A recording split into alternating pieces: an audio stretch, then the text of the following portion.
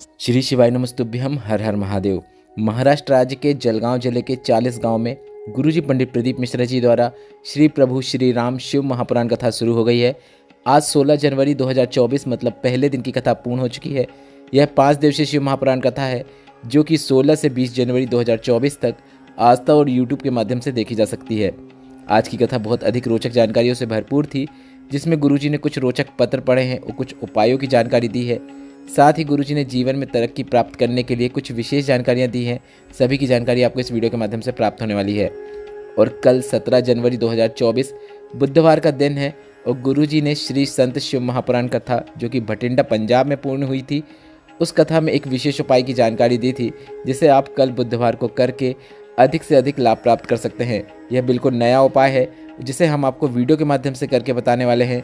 उपाय कैसे करना है, किन्हें करना है और उसका आपको क्या लाभ मिलेगा, इसके लिए आप वीडियो को अंत तक जरूर देखिएगा।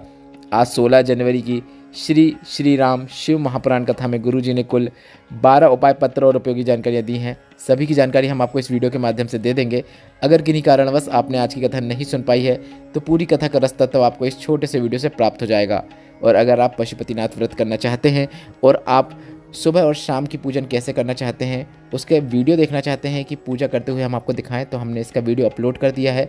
वह वीडियो आप चैनल पर जाकर देख सकते हैं या फिर हमने इसी वीडियो के डिस्क्रिप्शन बॉक्स में उसकी लिंक डाल दी है। आप डिस्क्रिप्शन में दी गई लिंक में टच करके भी उस वीडियो को देख सकते हैं। आज के वीडियो का प्रश्न इस प्रकार है, जो कि गुरुजी ने ही इस कथा के दौरान बताया है। 12 ज्योतिर्लिंग में से कितने ज्योतिर्लिंग महाराष्ट्र राज्य में हैं? आपके ऑप्शन इस प्रकार हैं: A 2, B 3, C 4, D 5। आप इस प्रश्न का उत्तर अभी हमें कमेंट बॉक्स के जरिए भेज सकते हैं कि महाराष्ट्र राज्य में कितने ज्योतिर्लिंग है। हम इस प्रश्न का उत्तर आपको कल के वीडियो में जरूर बता देंगे। बढ़ते हैं आज की कथा की पहली विशेष जानकारी की ओर। कथा शुरू होते ही गुरुजी ने कहा, यह कथा पहले यहाँ नहीं होनी थी, यह कथा मुंबई में होने वाली थी, पर ग्राउंड की परमिशन ना मिलने की वजह से कथा मुंबई में नहीं हो पाई। पर यह कथा अब 40 गांव महाराष्ट्र में हो रही है, जो कि जलगांव के सांसद जी द्वारा करवाई जा रही है। गुरुजी ने कहा, जब कभी भी कथा कैंसिल होती है तो हम उन जजमानों को फ़ोन लगाते हैं जो हमसे कहकर जाते हैं कि हम कथा 5 दिन, 7 दिन या 15 दिन में व्यवस्था करवा सकते हैं। उसी क्रम में 40 गाँव में कथा हो रही है। इतने कम दिनों में इतनी बड़ी व्यवस्था कर पाना असंभव कार्य है, जो भोलेनाथ की कृपा से ही हो पाया है। बढ़ते हैं आज की कथा की दूसरी विशेष जानकारी की ओर। गुरुजी ने कहा, शिव महापुराण की विद्येश्वर संहिता कहती है, जब हम 1 लोटा जल शिवलिंग पर अर्पित करते हैं तो उसका एक अंश पितरों के हिस्से में जाता है, एक अंश पूर्वजों के हिस्से में जाता है, एक अंश वास्तु के देवता के हिस्से में जाता है, एक अंश नारायण को जाता है, एक अंश ब्रह्मा जी को जाता है, एक अंश इंद्र के पास जाता है। इसके बाद गुरुजी ने कहा, विद्येश्वर संहिता कहती है, 1 लोटा जल जब हम शिवलिंग पर अर्पित करते हैं तो उसके 33 कोटि हिस्से हो जाते हैं और वह 33 कोटि देवी देवताओं के हिस्से में चला जाता है। बढ़ते हैं आज की कथा की तीसरी विशेष जानकारी की ओर। ज्योति भूषण जी पत्र लेकर आए, जिसमें उन्होंने लिखा, मेरा बेटा कार्तिक 4 वर्ष का है, उसकी तबीयत अचानक खराब हो गई और डॉक्टर ने उसे ब्लड कैंसर बताया। इसके बाद उसे नासिक के हॉस्पिटल में लेकर गए। उसे 3-3 महीने में 7-7 बार कीमो होने लगा। कीमो के साथ उसकी आयुर्वेदिक दवाई भी चलने लगी, पर उसे कोई आराम नहीं मिला। हम बहुत घबरा गए। बाबा, बड़ा मरीज जो कैंसर का होता है वह कीमो नहीं झेल पाता है, पर मेरा 4 साल का बेटा वह कीमो झेल रहा था। डॉक्टर ने कह दिया था, इसके शरीर में सिर्फ 1% ही खून बचा हुआ है, आप इसे घर ले जा लें और इसकी सेवा करें, अब इसे बचाया नहीं जा सकता। गुरुजी आप कहते हैं, सारी समस्या का हल 1 लोटा जल। हम सीहोर जाकर कंकर शंकर की पूजन करके आए और वहाँ से रुद्राक्ष लेकर आ गए। आपने वहाँ पर जो केदार शिला रखी है, हमने वहाँ पर हमारे बेटे को लिटा दिया और बाबा के सुपुर्द कर दिया कि अब इसको आपको ही संभालना है। रुद्राक्ष का जल शिवलिंग पर चढ़ाना शुरू किया और बेटे को थोड़ा थोड़ा देना शुरू किया। बाबा की कृपा का वर्णन करना चाहूँगी। दूसरी बार जब मैंने मेरे बच्चे की जांच कराई तो डॉक्टर ने बताया कि खून अब बनने लगा है, बच्चा ठीक होने लगा है। उसी का आभार व्यक्त करने के लिए मैं कथा पंडाल में आई हूँ। बढ़ते हैं आज की कथा की चौथी विशेष जानकारी की ओर। गुरुजी ने कहा, 3 चीज़ों में से कौन सी चीज़ आपको नहीं करना चाहिए, कौन सी करना चाहिए, वह आप समझ लीजिए। पहली है परीक्षा। आपको परमात्मा की कभी भी परीक्षा नहीं लेना चाहिए।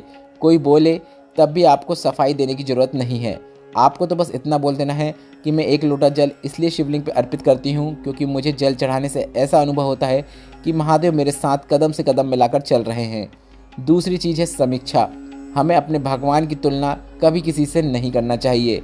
आपको अपने बच्चों की तुलना भी कभी दूसरों के बच्चों से नहीं करना चाहिए कि उसका बच्चा ऐसा है और मेरा बच्चा ऐसा है। तीसरा है प्रतीक्षा, जो कि आपको करना चाहिए। हमें इंतज़ार करना चाहिए कि मैंने मेरे बाबा को पुकारा है, मेरा बाबा मेरे दुख हरने के लिए ज़रूर आएगा। जैसे सबरी राम का इंतज़ार करती थी और राम आए थे। बढ़ते हैं आज के तक की 5वीं विशेष जानकारी की ओर। गुरुजी ने कहा, संसार में ऐसा कोई कार्य नहीं है जो आप नहीं कर सकते हैं। संसार में ऐसा कोई दुख नहीं है जो मिट नहीं सकता। इसके बाद गुरुजी ने कहा, कभी जीवन में आपको कोई बोले यहाँ गड़ा धन मिल रहा है तो आपको उस पर बिल्कुल भी विश्वास नहीं करना है। आपको मेहनत जो आप कर रहे हैं, अपनी मेहनत, अपने परिश्रम और अपने काम पर आपको विश्वास रखना है, जिससे आपको आपके लक्ष्य की प्राप्ति हो सकती है, बल्कि दूसरों के में नहीं। कोई आपको फ़ोन लगाकर बोले कि आपकी लॉटरी लग गई है, आपको इतना पैसा मिलने वाला है, बस आपको अपनी निजी जानकारी उन्हें देना है, तो आपको ऐसे फ्रॉड में कभी भी नहीं फंसना चाहिए। बढ़ते हैं आज की कथा की 6वीं विशेष जानकारी की ओर। भाऊ साहब जी पत्र लेकर आए, जिसमें उन्होंने लिखा, 10 साल से ड्राइवर का जॉब करता था, पर मैंने जॉब छोड़कर मेरे पानीपुरी का कार्य करना शुरू किया। 2 लाख का मुझ पर कर्जा था। गाँव में पानीपुरी का कार्य अच्छा चल रहा था, पर व्यापार बढ़ाने के चक्कर में मैंने मोबाइल में पहली बार लोन लिया और मोबाइल में नॉलेज ना होने की वजह से मैं फ्रॉड कंपनियों के चक्कर में फंस गया और ऐसा फंसा कि मेरा पूरा मोबाइल हैंग हो गया और ऐसा फंसता चला गया कि 6 माह के अंदर मेरे सर पे 12 लाख का कर्जा हो गया। इतना बड़ा 12 लाख का कर्जा कैसे चुकाऊं, कुछ समझ में नहीं आ रहा था, क्योंकि लोन के कारण व्यापार भी अब बंद हो गया था। और 2022 की मकर संक्रांति में मैंने मरने का फैसला ले लिया और मैं मरने के लिए जा रहा था। तभी मैंने शिवलिंग पर 1 लोटा जल चढ़ाकर एक महिला को आते हुए देखा। वह अपने आंखों के आंसू पोंछते हुए आ रही थी। तो मैंने सोचा कि भोलेनाथ पर जल चढ़ाने से इसके शायद दुख हरे हैं। अब मैंने भी मरने का विचार छोड़ दिया। अपने पिताजी को अपनी बात बताई कि मुझे फ्रॉड कंपनियों ने फंसा लिया है। तो मेरे पिताजी ने ज़मीन को गिरवी रख कर 3 लाख मुझे दिए। मैंने ड्राइवर की नौकरी वापस करना शुरू किया। पत्नी ने भी पशुपतिनाथ व्रत करना शुरू किया। हम दोनों ने शिवलिंग पर जल चढ़ाना शुरू किया। 15 दिन बाद मुझे धुलिया के एक ऑफिसर का फ़ोन आया और उन्होंने मुझे अपने यहाँ कार्य में रख लिया। इसके बाद उन्होंने मुझे मेज़ का कार्य भी दिया, जिससे मुझे तरक्की मिलती चली गई। मैंने अपना कार्य वापस आगे बढ़ाया और मैंने पानीपुरी का कार्य करना वापस शुरू कर दिया और मैंने 4 लाख का कर्जा चुका दिया और आगे मेरा व्यापार बढ़ता चला गया। और मैंने कामना की, जब मेरा पूरा कर्जा चुक जाएगा तब मैं कथा पंडाल में बैठकर कथा श्रवण करूँगा। और गुरुजी, आपको बताना चाहता हूँ, मेरा 12 लाख का कर्जा चुक गया है। मैं एक नई दुकान भी खोल ली है, पानीपुरी की दुकान है, और उसी का आभार व्यक्त करने के लिए मैं कथा पंडाल में आया हूँ। बस गुरुजी, आपसे एक निवेदन है, आप कब फुल्की खाने आ रहे हैं? यह सुनकर गुरुजी हंसने लगे। बढ़ते हैं आज की कथा की 7वीं विशेष जानकारी की ओर। गुरुजी ने कहा, भगवान विष्णु स्फटिक पुखराज के शिवलिंग का पूजन करते हैं। माता लक्ष्मी स्वर्ण और हीरे से जड़ित शिवलिंग का पूजन करती हैं। ब्रह्मा जी सुंदर चंदन से बने हुए शिवलिंग का पूजन करते हैं। ब्रह्माणी पारद की शिवलिंग का पूजन करती हैं। इंद्र रत्नों से जड़ित शिवलिंग का पूजन करते हैं। बढ़ते हैं आज की कथा की 8वीं विशेष जानकारी की ओर। सुनीता जी पत्र लेकर आई, जिसमें उन्होंने लिखा, 40 वर्ष से सोराइसिस की बीमारी थी, शरीर की खाल गिरती थी। डॉक्टर ने कह दिया था यह बीमारी जीवन भर रहने वाली है। अचानक एक दिन टीवी में आपकी कथा सुनी, जिसमें आपने शिवलिंग पर चढ़े हुए जल का महत्व बताया था। मैंने सुना और शिवलिंग पर जल चढ़ाना शुरू किया और नंदी के पास बैठकर उस जल का आचमन कर लेती और थोड़ा सा अपने शरीर में भी लगा लेती। बाबा का आभार व्यक्त करने के लिए आई हूँ। 1 लोटा जल और 1 बेलपत्र ने मेरी सालों पुरानी बीमारी ठीक कर दी है। उसी का आभार व्यक्त करने के लिए कथा पंडाल में आई हूँ। बढ़ते हैं आज की कथा की 9वीं विशेष जानकारी की ओर। आरती राकेश जी पत्र लेकर आए, जिसमें लिखा, मेरी एक बेटी थी जो बहुत साल बाद हुई थी और जिसकी तबीयत खराब हुई और वह 5 वर्ष बाद शांत हो गई। बहुत दुखी हो गई थी। भगवान को भी मानना बंद कर दिया था, पर किसी के कहने पर मैंने पशुपतिनाथ व्रत करना शुरू किया। डॉक्टर ने कह दिया था जीवन भर संतान नहीं हो सकती क्योंकि गर्भाशय में समस्या है, पर बाबा की कृपा से पशुपतिनाथ व्रत करने के 1.5 महीने बाद ही मेरा गर्भ ठहर गया है और बाबा की कृपा से मेरे घर में बेटे ने जन्म लिया है, जिसका नाम मैंने शिव रखा है। उसी का आभार व्यक्त करने में कथा पंडाल में आई हूँ। बढ़ते हैं आज की कथा की 10वीं विशेष जानकारी की ओर। गुरुजी ने कहा, अचानक आपको पूजन देखने को मिल रही है या फिर अचानक आपने शिवलिंग पर किसी को जल चढ़ाते हुए देख लिया है या फिर आप खुद जल चढ़ा रहे हैं, तो इसका क्या महत्व होता है? आपके द्वारा चढ़ाया गया 1 लोटा जल आपके पूरे परिवार का उद्धार कर देता है। बढ़ते हैं आज की कथा की 11वीं और अंतिम विशेष जानकारी की ओर। यह गुरुजी का बताया बिल्कुल नया और विशेष उपाय है।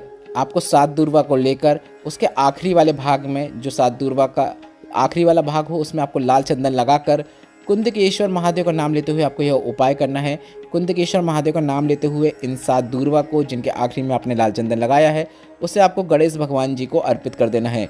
गणेश भगवान को अर्पित करने के बाद आपको चंद्र गणेश का नाम लेते हुए एक दूर्वा को वापस औषधि रूप में प्राप्त कर लेना है और उस व्यक्ति को दे देना है जो गलत मार्ग में जा रहा हो, अपशब्द बोल रहा हो, व्यसन में डूबा रहता हो, नशा करता हो। अगर वह इसे खा ले तो अच्छी बात है, अन्यथा आप उसे भोजन में मिलाकर भी खिला सकते हैं। एक दूर्वा ही खिलानी है, इस बात का आपको ध्यान रखना है। मात्र एक दूर्वा खिला देने से वह नशे से घृणा करने लगेगा, उसे नशे से और गलत संगतों से घृणा हो जाएगी, अपशब्द भी बोलना छोड़ देगा। यह विशेष उपाय आप कल 17 जनवरी बुधवार के दिन करके अधिक से अधिक लाभ प्राप्त कर सकते हैं। इस वीडियो में बताए गए उपाय से संबंधित अगर अभी भी आपके मन में कोई प्रश्न है तो वे प्रश्न आप कमेंट बॉक्स के जरिए पूछ सकते हैं। मेरे द्वारा दी गई जानकारी अगर आपको थोड़ी सी भी उपयोगी लगी हो तो वीडियो को लाइक करके कमेंट बॉक्स में हर हर महादेव जरूर टाइप कीजिएगा। श्री शिवाय नमस्तुभ्यम। हर हर महादेव।